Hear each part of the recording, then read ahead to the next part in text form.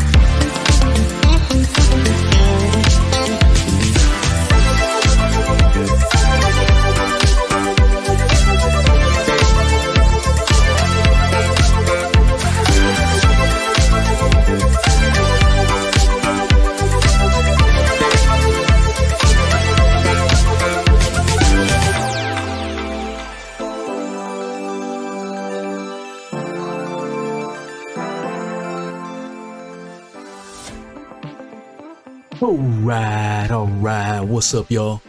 Welcome to Weezy's Weekend Wind-Up. Thank you guys for making it out. Hope everyone is having a lovely Saturday. Sending love from sunny-ass Florida to wherever you may find yourself. What's up, Secret Squirrel? DJ Massey. The lovely Miss Hev, how are ya? What else we got up in here? What's up, Alex? Marion G of Cheese. Yeah, thank you guys for making it out. What's up, Soulway 21 and such. And oh, Kelly. What's up, Kelly? There you are. All right. Hopefully I didn't miss anyone. If you are listening to this in a channel other than the Daddygate Podcast channel, and this is a re-upload, and you want to catch the live show, hit the Daddygate Podcast YouTube channel. That's where we do these shows live. And hop in the live chat, make some friends, get a shout out, and have a good time. It's always a good time. And even if you don't agree with some of the opinions I express, you are more than welcome to share them. It is absolute freedom of speech. And I try to go over news articles that you may or may have not heard and give a little bit of opinion. So that's how we do the show. Let's get the show on the road. As you can see in the thumbnail, we have the Dalai Lama causing some nasty tongue drama. And if you've been under a rock, we're definitely going to go over it. But let's see.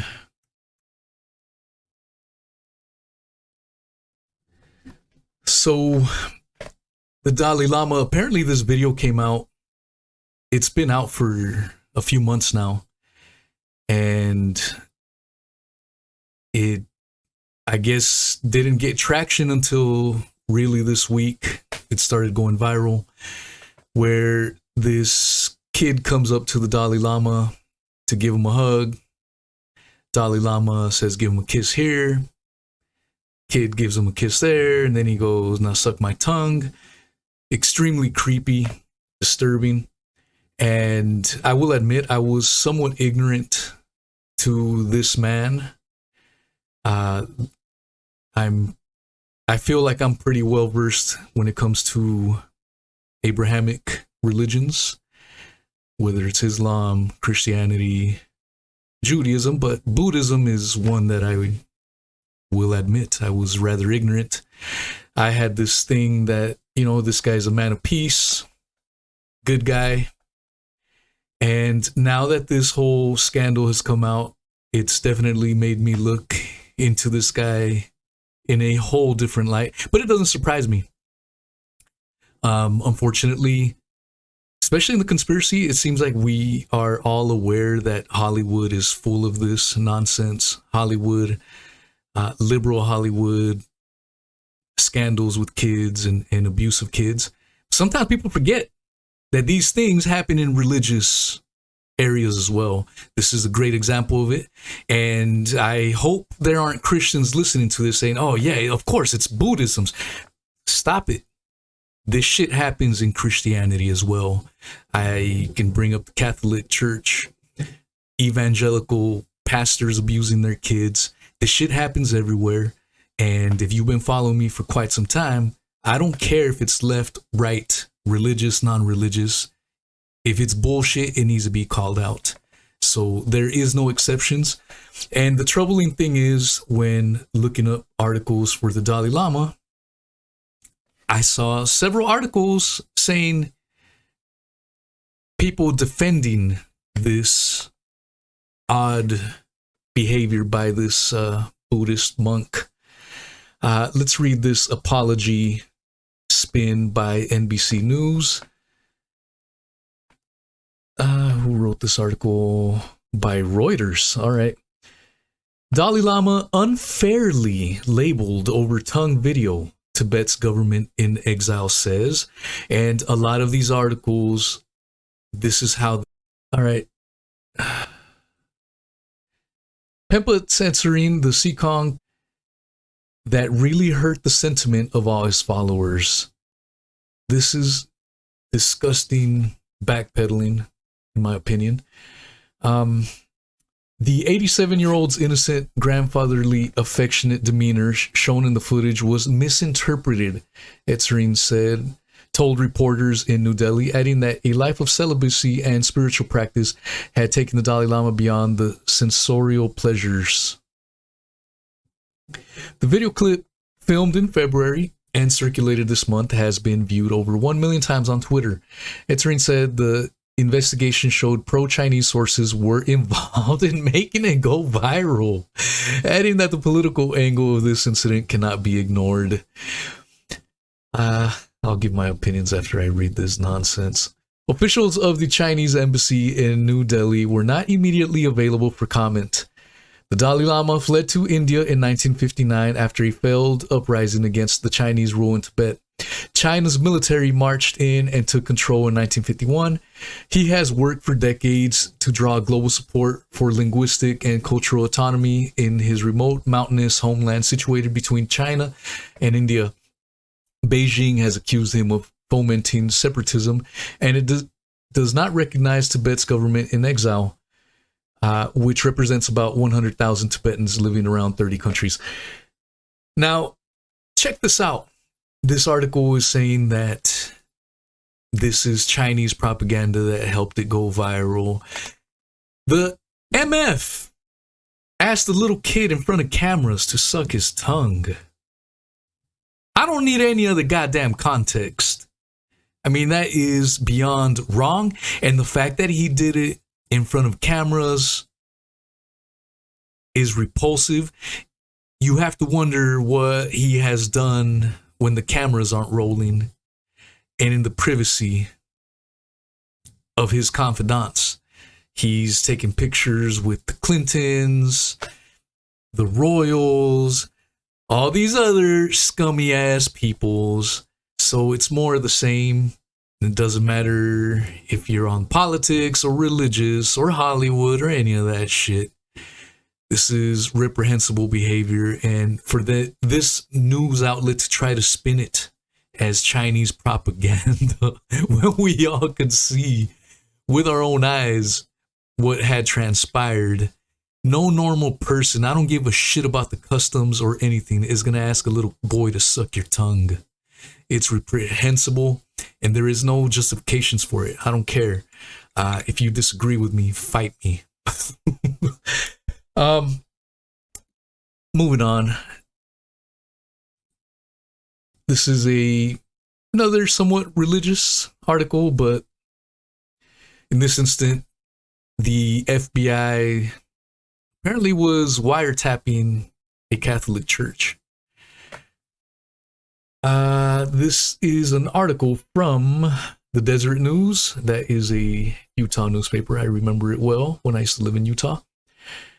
Republican House Judiciary Committee leaders say they have information suggesting the Federal Bureau of Investigation, aka the FBI, utilized an undercover agent in a Catholic parish to inform on the clergy and congregants.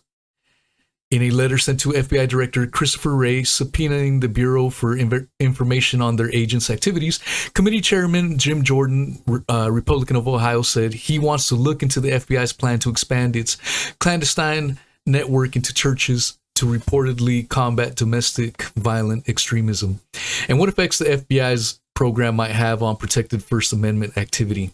In a tweet, Jordan called the FBI's action chilling. Based on the limited information produced by the FBI to the committee, we now know that the FBI relied on at least one undercover agent to produce its analysis, and that the FBI proposed that its agents engage in outreach to Catholic parishes to develop sources among the clergy and church leadership to inform on Americans practicing their faith, Jordan said. There is a picture of the tweet. A press release from the committee says the FBI has not responded to multiple requests for information starting in February.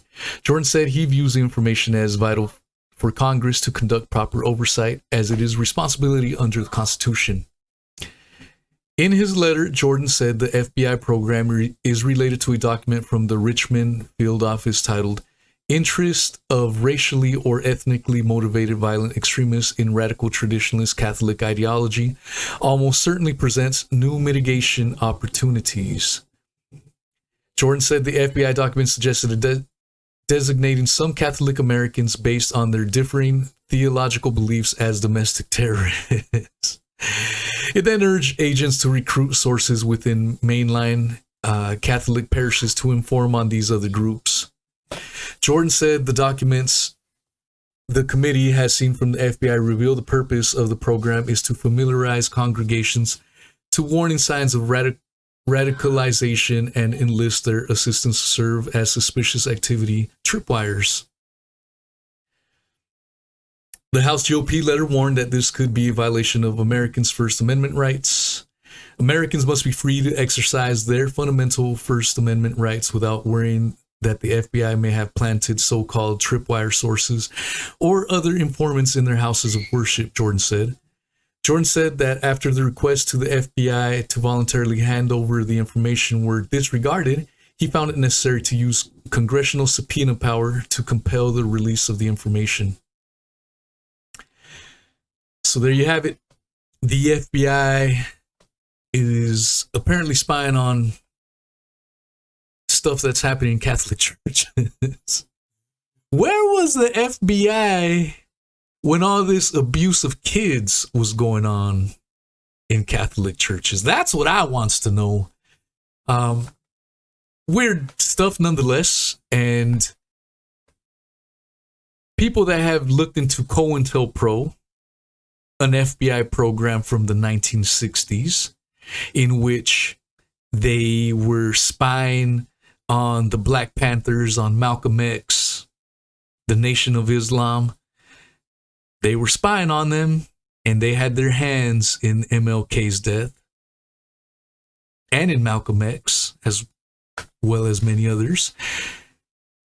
So when people want to tell me that this stuff doesn't happen anymore, this is why I read the article right now. It continues to happen. It happened in the 60s. And here we have an article from 2023 where the FBI is still spying on stuff such as Catholic churches.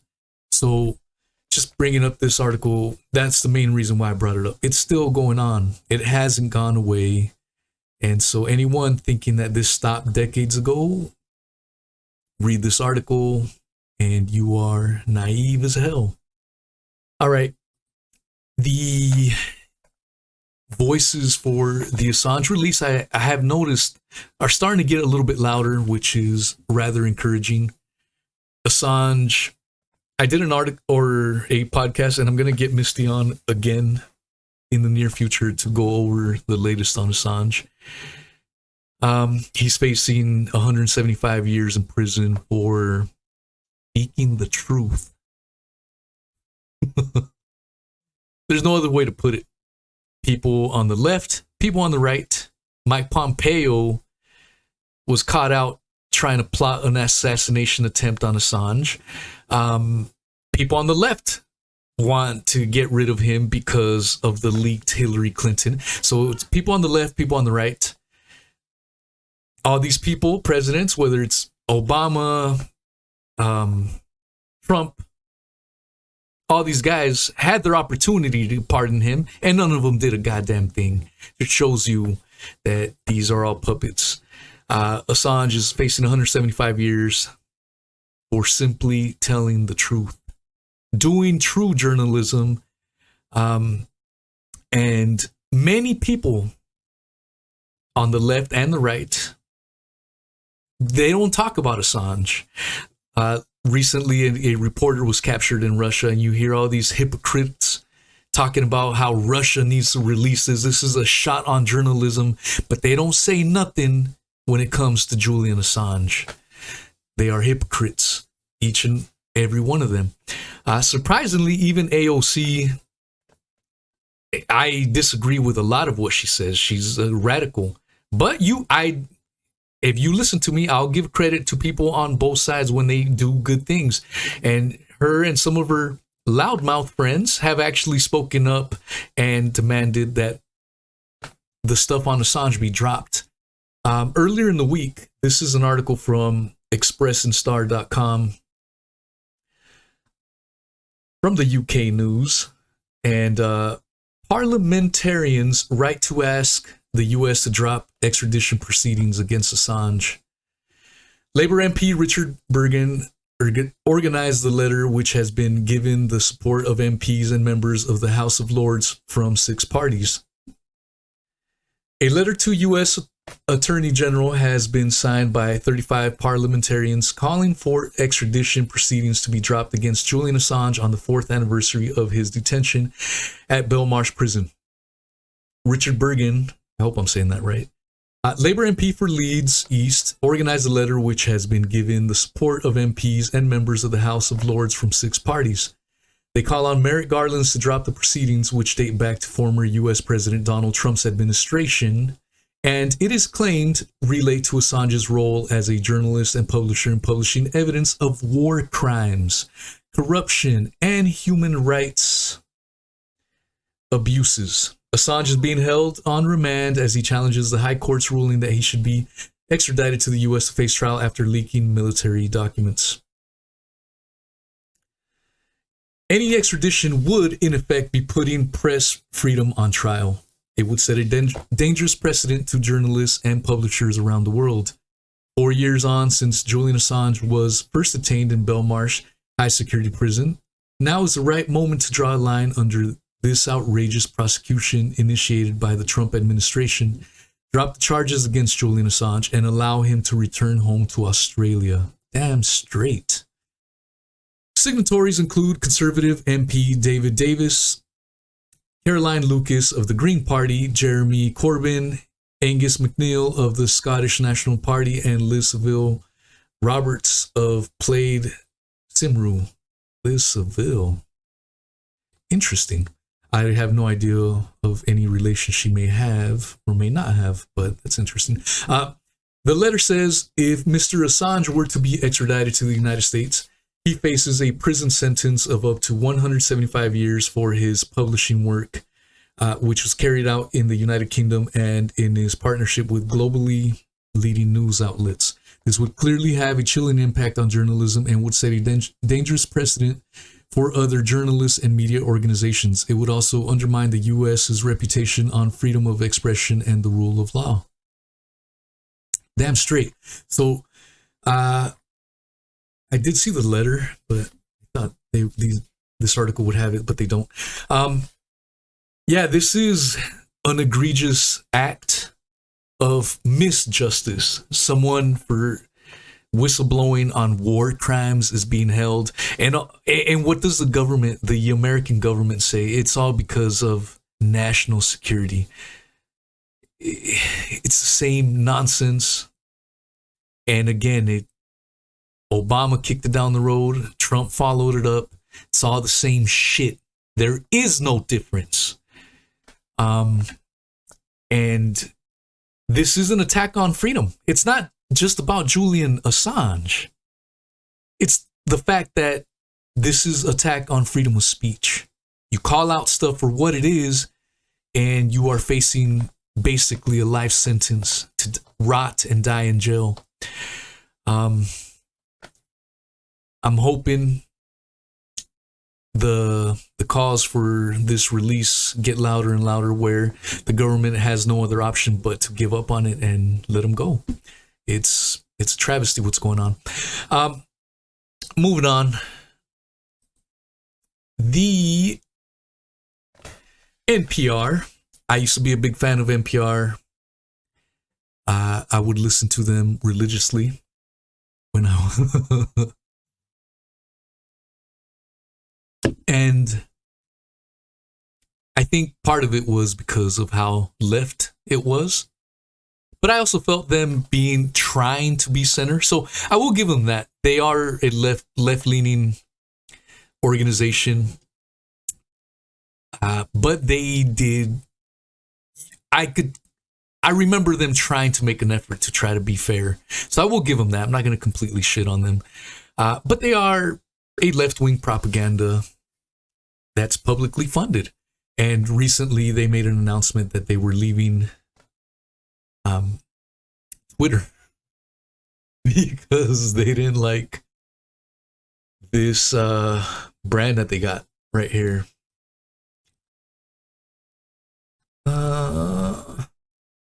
Government-funded media. They didn't like that. They got butthurt. And if you go down their tweets, they are crying, leaving. And some of the comments are pretty funny. Like, this is the most activity NPR has gotten in all their time on Twitter, and it's because they're leaving. And so they're mad. But I've been saying this for a long time.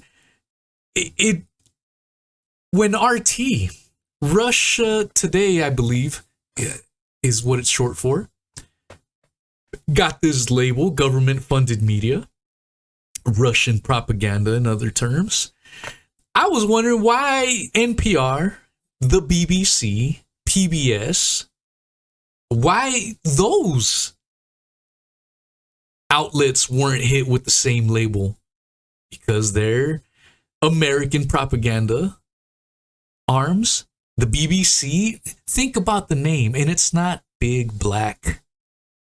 Get your minds out of the gutter, goddammit. It means British Broadcasting Company. You know what I says? And so in the name itself, it's telling you that it's propaganda. But it's funny when people get indoctrinated with reading this media. Oh, well, I saw it on the BBC. It must be news. It's all nonsense. And if you've been following me for quite some time, you guys know there's a lot of people sucking up to Elon. Yeah, Elon Musk is cool and he's savior. This is Captain Microchips. So we can agree to disagree. However, I will acknowledge when he says something that is funny or awesome. And I want to play for you this clip right here where, if you missed it, it's about 4 minutes long. And he is being interviewed by a BBC reporter. And Elon completely and utterly destroys him. Check it out. I would only just add that, we have spoken to people who have been sacked that used to be in content moderation, and we've spoken to people very recently who were involved in moderation, and they just say there's not enough people to police this stuff, particularly around hate speech in the company. Is that what hate speech are you talking about? I mean, you use Twitter, right? Do you see a rise in hate speech? I mean, but just a personal anecdote. Like, what do you? I don't. Personally, my for you, I would see I get more of that kind of content. Yeah, personally, but I'm not going to talk to the rest of for the rest of Twitter. So you see more hate speech personally? I would say I would see more hateful content in that. Content you don't like or hateful? What do you mean to describe a hateful thing? Yeah, I mean, just content that will solicit a reaction, something that may include something that is slightly racist or slightly sexist, those kinds of things. So you think if something is slightly sexist, it should be banned? No, Is that what you're saying? I'm not saying anything. I'm just curious. I'm trying to understand what you mean by hateful content. And I'm asking for specific examples. And you just said that if something is slightly sexist, that's hateful content. Does that mean that it should be banned? Well, you've asked me whether my feed, whether it's got less or more. I'd say it's got slightly more. That's why I'm asking for examples. Can you name one example? I honestly don't use. You can't name a single example. I'll tell you why, because I don't actually use that feed anymore, because I just don't particularly like it. But you said a lot of people are quite similar. I only look at hang on a second. my You said you've seen more hateful content, but you can't name a single example, not even one. I'm not sure I've used that feed for the last 3 or 4 weeks, and then how did you see the hateful content? Because I've been using Twitter since you've taken it over for the last 6 months. Okay, so then you must have at some point seen for you hateful content. I'm asking for one example. Right. And you can't give a single one. And I'm saying I say, sir, that you don't know what you're talking about. Really? Yes, because you can't give me a single example of hateful content, not even one tweet, and yet you claimed that the hateful content was high. Well, that's false. No, what I claimed... You just lied. What I claimed was there are many organizations that say that kind of information is on the rise. Now, whether it has on my feed or not... I mean, right, and literally if you look at something one. like the Strategic Dialogue Institute in the UK, they will say that. So look, people will say all sorts of nonsense. I'm literally asking for a single example, and you can't name one. Right, and as I've already said, I don't use that feed. But then how would you know that? I don't think this is getting anywhere. You literally said you experienced more hateful content, and then couldn't name a single example. Right, and as I said, that's absurd. I haven't actually looked at that feed. Then how would you know there's hateful content? Because I'm saying that's what I saw a few weeks ago. I can't give you an exact example. Let's move on. We only have a certain amount of time. COVID misinformation. You changed the COVID misinformation. You got the camera boy treatment right there. The BBC does not set the rules on Twitter, so I'm asking you. No, I'm talking about the BBC's misinformation about COVID. I'm literally asking you about, you changed the labels, the COVID misinformation labels. There used to be a policy, and then it disappeared. Why do that? Well, COVID is no longer an issue. Does the BBC hold itself at all responsible for misinformation regarding masking and side effects of vaccinations, and not reporting on that at all?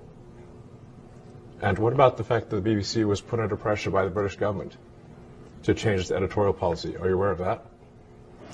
This is not an interview about the BBC. Oh, you thought it wasn't? And I see now why you've done Twitter Spaces. I am not a representative of the BBC's editorial policy. I want to make that clear. Let's talk about something else. You want to talk about the BBC? You too. All right, let's talk about something else. You weren't expecting that. Let's talk about something else. Get owned, I says. That's freaking awesome. Elon putting him in his place, and the man was squirreling around. Not quite as good as the cameraman moment, but pretty damn good nonetheless. I will definitely tip my hat in respect to Elon right there. Dude had several cricket moments. Asked a simple question. It's hilarious when people ask a simple question. Just answer the simple question. Can't even freaking answer. What is a woman? Simple question, and people's brains melt over the simplest of questions. And yeah, it was great to see, even though I don't trust Elon, as I've already stated, it was great to see him being, this reporter being called out for his lies. And so this is a representative of the news organizations that we are supposed to trust and take at their word. This was a great representation as to why I don't ascribe to these mainstream rags. and I just read them to stay in the loop of things, but you have to take with a grain of salt. That is my stance on it. Hope you guys enjoyed it. If you missed it, let's go to a government-funded article that I thought was a bombshell one, that I saw some people tweeting it, and I also was alerted that they couldn't see my tweet, that my tweet could not be seen in the UK because of the source. The source is RT. I don't want to read it. That way it doesn't get blocked in the UK, but it's funny. NPR gets mad because they get hit with the label, but when RT got hit with this label, no one gave a shit. It's funny. It's fine when it happens to other people, but when it happens to you, oh my God, it's the end of the world. It's the hypocrisy. But let's read this article. This one is Bombshell. Again, it's by RT, written on the 12th of April, 2023. I think many of us that have been following this topic, it was no surprise to us. But for people in the quote-unquote normie world, this is a huge article. Let us read it. Special Service declassified Guantanamo court filing suggests some 9/11 hijackers were CIA agents. God damn, right off the bat. To see this in a mainstream rag is quite the doozy, if I may say. What does the intelligence agency have to do with suicide terror attack? An explosive court filing from the Guantanamo Military Commission, a court considering the cases of defendants accused of carrying out the 9/11 terrorist attacks on New York, has seemingly confirmed the unthinkable. The document was originally published via a Guantanamo Bay court docket, but while public, it was completely redacted. Independent researchers obtained an unexpurgated, God, I probably screwed that up, copy. It is an account by the commission's lead investigator, DEA veteran Don Canistraro, of his personal probe of potential Saudi government involvement in the 9/11 attacks conducted at the request of the defendant's lawyer. Two of the hijackers were being closely monitored by the CIA and may wittingly or not have been recruited by Langley long before they flew planes into the World Trade Center buildings. Allegedly. I'm only saying allegedly. I had Captain Dan, a flight pilot of 35 years, last week on my podcast. If you don't check out my podcast, that is one of the best ones I have done. Listen to it. It was quite an episode. That's why I just finished that sentence by saying allegedly. I can't get into it too much right here on this platform, but if you are interested, listen to episode 128 with Captain Danley, and yeah, that'll blow your mind if you are a normie when it comes to 9/11. The story of two men. Of the great many enduring mysteries of the 9/11 attacks, still unresolved over 2 decades later, perhaps the biggest and gravest relate to the activities of Nawaf al-Hazmi and Khalid al-Midhar. Hope I said that right. In the 18 months leading up to that fateful day, the pair traveled to the U.S. on multi-entry visas in January 2000, despite having repeatedly been flagged by the CIA and NSA previously as likely Al-Qaeda terrorists. Mere days before their arrival, they attended an Al-Qaeda summit in Kuala Lumpur, during which they... Damn it, sorry, my dog needs a pee again. I swear, every time I do these wind-ups, he's got to pee. All right, where was I? Mere days before their arrival, they attended Al-Qaeda summit in Kuala Lumpur, during which key details of the 9/11 attacks are likely to have been discussed and agreed. The meeting was secretly photographed and videotaped by Malaysian authorities at the direct request of the CIA's Alex Station, a special unit set up to track Osama bin Laden, although oddly, no audio was captured. Yeah, I'll keep my comments to myself. Still, this background should have been sufficient to prevent Hazmi and Midar from entering the US, or at least enough for the FBI to be informed of their presence in the country. As it was, they were admitted for a 6-month period at Los Angeles International Airport without incident. The Bureau representatives with Alex Station were blocked from sharing this information with their superiors by the CIA. We've got to tell the Bureau about this. These guys clearly are bad. One of them, at least, has a multiple entry visa to the US. We've got to tell the FBI. Mark Rossini, a member of the Alex Station, has recalled discussing with his colleagues. But the CIA said to me, no, it's not the FBI's case, not the FBI's jurisdiction. God damn, these mofos look like my uncles. What the hell? Immediately upon arrival, Hazmi and Midar encountered a Saudi national residing in California named Omar AlBayumi in an airport restaurant. Over the next few weeks, or 2 weeks, he helped them find an apartment in San Diego, co-signed their lease, gave them $1,500 towards their rent, and introduced them to Anwar al-Awlaki, an imam at a local mosque. Al-Awlaki was killed in a U.S. drone strike in Yemen 2011. I think he's been killed like 5 times. I'm not even kidding. Look into that and you'll see what I say is right there. In the wake of 9/11, Bayumi unsurprisingly became a subject of interest in an FBI probe of potential Saudi involvement in the attacks known as Operation Encore. In a 2003 interview with investigators in Riyadh, he claimed his meeting with Hazmi and Midar was a coincidence.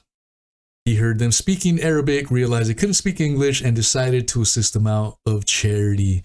Yeah, I don't know about that shit.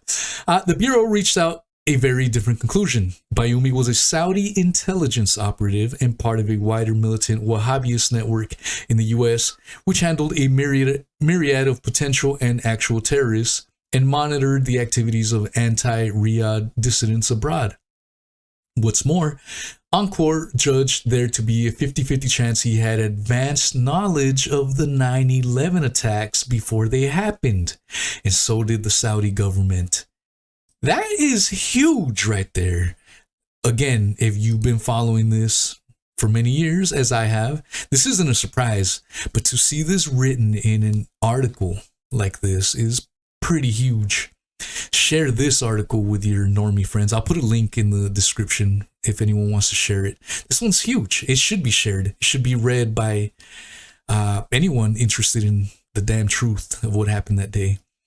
Why was it hidden? Those bombshell facts remained hidden from public view until March 2022, when a trove of FBI documents was declassified at the request of the White House. The newly released Guantanamo Military Commission filing sheds even further light on Bayumi's contact with Hazmi and Midar, and in turn, the CIA's keen interest in them, their activities throughout their stay in the U.S., and refusal to disclose their presence to the FBI until late August 2001. The filing is an account of the Commission's lead investigator, DEA veteran Don Canestraro, of his personal probe of potential Saudi government involvement in the 9/11 attacks, conducted at the request of the defendant's lawyers.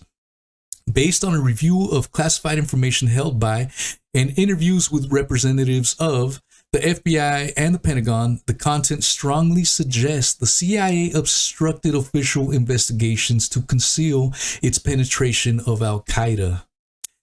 That's the judgment of 4 separate unnamed FBI agents interviewed by Canestrano, who worked on investigations into the 9/11 attacks. The most incendiary charges were leveled by a Bureau agent referred to in his report as CS-23, who had extensive knowledge of counterterrorism and counterintelligence matters. CS-23 recounted how the CIA repeatedly lied and stonewalled the FBI in its investigations into Bayumi. For example, while agency officials claimed to possess no files on him, when asked by Operation Encore representatives, CS-23 knew for a fact this was a falsehood, and the CIA maintained several operational files on Bayumi, amounting to an extensive paper trail. Furthermore, CS-23 was certain that the CIA used its liaison relationship with the Saudi intelligence service to attempt to recruit Hazmi and Midar and circumvent laws prohibiting the agency from conducting spying operations on U.S. soil by using Riyadh as a go-between. This account was backed up by another FBI investigator, CS3, who further claims that Bayumi setting up bank accounts and renting an apartment for the two hijackers in San Diego was done at the behest of the CIA. Any information provided to Bayumi would be fed back to Alex Station. CS3 felt it odd that the CIA unit situated in the US and staffed by analysts was involved in recruiting Al-Qaeda operatives, as such work is typically the responsibility of case officers trained in covert operations based overseas. CS10 concurred that this arrangement was highly unusual and made it nearly impossible for Alex Station to develop informants inside Al-Qaeda from its base several thousand miles from the countries where Al-Qaeda was suspected of operating. Despite such tantalizing leads, CS23 claims senior FBI officials suppressed further investigations into the CIA's relationship with Bayumi and the recruitment of Hazmi and Midar, and Bureau representatives testifying before the Joint Senate Congressional Inquiry to 9/11 were instructed not to reveal the full extent of Saudi involvement with Al-Qaeda. For their part, CS3 stated that before they and their colleagues were interviewed by the Joint Inquiry, CIA officials within Alex Station told them not to cooperate fully with investigators, and they were looking to hang someone for 9/11. Canestraro does not make any conclusions as to why the CIA concealed vital information from the FBI prior to the attacks, which potentially could have prevented their execution, and why the Bureau subsequently played along with the agency's cover-up. Although one answer is provided by the unusual nature of Alex Station's setup, namely that far from infiltrating an Al-Qaeda cell to avert terrorism, the agency was seeking to influence and direct its activities in order to cause terrorism outside standard recruitment channels. Having stumbled upon such a monstrous connivance, the FBI would have known well to leave the entire subject well alone. This article is written by Felix Livshitz. I will definitely post a link to this article so you guys can share it, read it for yourselves. This one is huge. Huge. No question. All right. To the next article. This article is by Forbes. By now, I think many people recognize this this lovely face. And if you are listening in podcast format, it is a picture of Dylan Mulvaney. Anyways, a lot of people have lost their wigs, so to speak, over Dylan being branded as the face of Bud Light. I will make a admission. When I was younger and I started drinking beer, I was a Bud Light enthusiast. That's all I drank. But I haven't drank Bud Light in goddamn many damn years. I've started drinking real man's beer, Unholy Triple L Tampa Bay beer. Let me see if I can find a picture of it. But yeah, so I haven't drank Bud Light. It just tastes like piss water, for lack of a better term. But a lot of people, especially that are right-leaning, if you want to say that, drink Bud Light out here in the United States. They enjoy it with their football and such. And recently when this character right here, Dylan Mulvaney, became the face of Bud Light, a lot of people have been mad, throwing away their Bud Light cans. Kid Rock took a machine gun and shot them all, even though he's pictured with another trans person a few years back. It's kind of hilarious. Being of the conspiratorial mind of that I have, you always have to wonder when a company self-destructs. Like, this is any other company, this is like suicide. You're basically killing your base of beer drinkers by doing such a stupid move.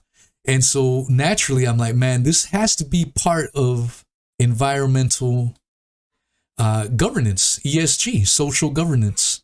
environmental social governance, where you get credited for pushing woke, #woke stuff.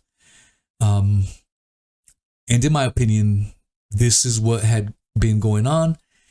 I didn't have any proof, so I couldn't talk about it too much, but look, it's not just me that was thinking it.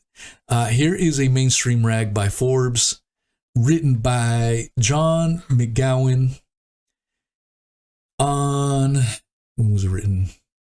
April 12th, 2023, on Forbes. Was Bud Light's Dylan Mulvaney decision about ESG? The first tweet I saw this morning was from Florida's Chief Financial Officer, Jimmy Patronis, in which he stated, when companies act stupid, it's probably ESG. Good point. CC at Budweiser USA. The tweet is in reference to a decision by Budweiser, owned by Anheuser-Busch InBev, to feature transgender influencer Dylan Mulvaney on a Bud Light can. Obviously, Patronis is anti-ESG and his tweet is designed to feed the right, but it raises an interesting question. What was the decision to feature Mulvaney? Was the decision to feature Mulvaney driven by ESG, or was it a marketing decision? Environmental, social, and governance, or ESG, is a type of financial investing where factors beyond financial considerations are considered. Companies are scored by fund managers based on varying and undefined factors. Standardization of reporting standards are being developed in Europe, with signs of reporting standards being developed for the United States, but they are not in place yet. In the ESG debate, most focus on the environmental aspect, measuring sustainability programs and environmentally friendly actions taken by a company. However, the social aspect is the real red meat for the right. Diversity, equity, and inclusion, or DEI programs, policies which target specific industries, and policies tied to political stances are often factors in ESG. Basically, woke politics is what this is saying. As I noted earlier, fund managers vary on what factors they consider in ESG. Companies vary as well, focusing on what they think may catch eye of a fund manager or help in their broader public perception. Anheuser-Busch InBev's 2022 ESG report outlines their 8 strategic priorities as a company. As is the norm in ESG, half their priorities relate to environmental concerns. Their ethics and transparency priority falls solidly under the often ignored governance piece. Entrepreneurship, smart drinking, and moderation, and DEI generally fit under the social umbrella. One may reasonably assume that the Mulvaney decision would fall under the DEI category. The company touts, we have introduced inclusive benefits such as gender-affirming medical support for transgender colleagues in the US and Canada. While that is directly related to their employees, it is an indicator of core beliefs. Under DEI, the company also highlights 2 outward-facing initiatives focused on gender equity. First, they highlight Uncomfortable Foods, a program launched by Stella Artois to highlight women's chefs in a stated goal to gender equity in gastronomy. Second, they highlight programs by Michelob Ultra and Busch Light to address gender equity in sports. The Busch Light program is a pledge to sponsor all women drivers in NASCAR. The Michelob Ultra program is geared towards encouraging more women to participate in sports by adding to its roster of women athletes and influencers to increase their visibility. It is the language which leads me to believe that the Mulvaney decision may actually have been about ESG. If they decided to include raising awareness of transgender influencers for their 2023 ESG report, Mulvaney fits that description. The company also promoted their DEI rating with Bloomberg Gender Equality Index. While the GEI is focused solely on internal policies of a company, the Corporate Equality Index put out by the Human Rights Campaign is 40% based on outward-facing policies, and a company can face an additional 25% penalty for actions which do not support the LGBTQ cause. Bam, right there, baby. It is not unreasonable to assume that Anheuser-Busch InBev is trying to increase their CEI score for a better ESG rating. Ultimately, I have to give you a lawyer answer as to if this decision was about marketing or about ESG. Maybe. The internal decisions of a company are internal, and we only see what they choose to share. The 2023 ESG report will tell us more, but by then, this issue will be long forgotten. Great article by John McGowan, and I completely agree with this. When you see people saying, once you go woke, you go broke, and these companies doing these stupid decisions that just kills you. You have to wonder, why would you do this? This is going to kill your bottom line. But when you are in cahoots with ESG, it makes all the sense in the world why these companies would commit suicide, company suicide, I guess, but again,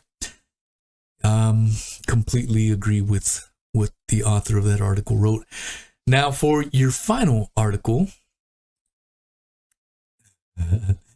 I was invited to the Legit Bat podcast last night, and I was also on the Shepard and Bellis show earlier this week. I uploaded the Shepard and Bellis on my podcast, the Legit Bat podcast. You can check it out by finding them on Spotify. And so if you caught those, this may be a rerun of this article, and I apologize for that. But I don't think everyone did, so I want people to laugh. This is a great article here. This is from thesmokinggun.com under the Buster section. Lots of funny articles there. This is April 11th, 2023. Man gives police worst explanation ever for why he has to pleasure himself in public. A Florida man, not me, guys, not me. This is a different Florida man. A Florida man charged with indecent exposure offered cops a bizarre explanation as to why he was pleasuring himself in public. According to court records, officers were dispatched Sunday morning to a Speedway convenience store in Vero Beach after a 9/11 caller advised there was a naked white male screaming at a white female on the side of the road. Upon arriving at the scene, officers encountered Jason Roach, with whom they were already familiar. The 40-year-old Roach, cops reported, had been questioned twice the prior evening in connection with alleged masturbation incidents at an Arby's restaurant and a Wawa convenience store. In both instances, Roach stopped and went on his way, according to a court filing. The third time, however, was not the charm. A witness told police that Roach, seen above, was naked and touching himself in the motion of masturbating while near the Speedway around 6 a.m. An early riser, some may say. When questioned about his activities, Roach reportedly said that he was having issues with his rectum, and in order to get rid of the pain, he has to ejaculate. If Roach offered anything further about his purported maladies, a cop did not include those gory details in the arrest affidavit. Despite that compelling explanation, Roach was arrested for exposure of sexual organs, a misdemeanor. He was booked into the Indian River County Jail, where he is being held on a $50,000 bond. Roach, who was scheduled for a May 2nd arraignment, was previously been convicted of battery, petty theft, violating a protective order, burglary, grand theft, filing false documents, and resisting police. So there you have it, folks. That is one sick puppy. I hope you guys enjoyed that. Let's see here. Let me get my shiznit ready. Again, if you guys really enjoyed that 9/11 article by RT, check my episode 128 with Captain Dan Hanley. One of my better episodes that I have done. Captain has 35 years of flight experience. Truly, truly a great show. Here we go. Okay. And I think you guys will enjoy it, so make sure you guys check it out. For all my live shows, whenever I do my podcast, some of you guys only tune in to these wind-ups, which is fine. But all my real good stuff, my real quality podcast content is on Rockfin. I stream it live. Please join me if you guys are interested. You guys enjoy these shows. These shows are fun, but my real good stuff you guys are missing out on. You can also follow me on your favorite podcast player. My videos are on podcast on Spotify now, so you can follow me there. Follow me on Apple iTunes as well. Please give me reviews. I've received a couple more reviews since I've been asking for reviews, and they've been 1-star reviews. If you don't like this content, you don't have to go through the trouble to give me a 1-star, just ignore it, please. But if you haven't already, I mean, we have a couple thousand people that follow the show across all the platforms combined. Please feel free, to leave a review. Unfortunately, people are more compelled when they're triggered or really mad. But if you enjoy the content, it helps me out. I'm not asking for money, just a positive review. That does help a lot. So if you can leave me a review on Apple or on Spotify, wherever, it definitely helps out. Liking, hitting up those like buttons helps out a lot as well. Little things like that help out. And it's just a pain in the ass when you get canceled off the huge platforms. Thank you guys all. What's up, George O'Brien? What's up, Ms. Lemons? Hopefully I didn't miss anyone. Thank you guys for making it out.